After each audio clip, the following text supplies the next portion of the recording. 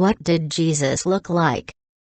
While Western imagery is dominant, in other parts of the world he is often shown as black, Arab, or Hispanic. And so the fundamental question remains, what did Jesus look like?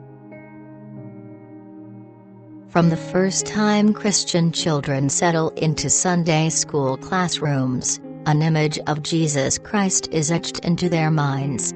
In North America he is most often depicted as being taller than his disciples, lean, with long, flowing, light brown hair, fair skin and light-colored eyes. Familiar though this image may be, it is inherently flawed. A person with these features and physical bearing would have looked very different from everyone else in the region where Jesus lived and ministered. Surely the authors of the Bible would have mentioned so stark a contrast. For those accustomed to traditional Sunday school portraits of Jesus, the sculpture of the dark and swarthy Middle Eastern man that emerges from Neve's laboratory is a reminder of the roots of their faith.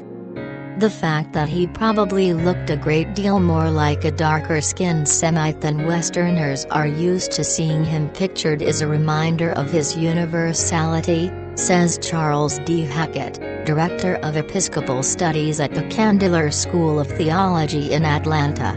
And it is a reminder of our tendency to sinfully appropriate him in the service of our cultural values.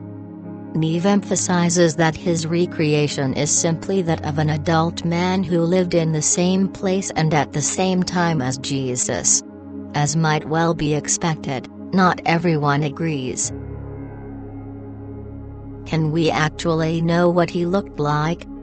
Not fully, but we have an idea of what an average Middle Eastern man looked like in the period 2,000 years ago.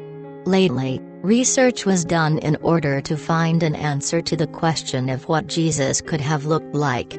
Professor Joan Taylor, professor of Christian Origins and Second Temple Judaism, King's College London, wrote a book about exactly this theme, What Did Jesus Look Like, 2018. In the research by Professor Taylor, she concludes the average man in the time of Jesus was around 1.70 meters tall.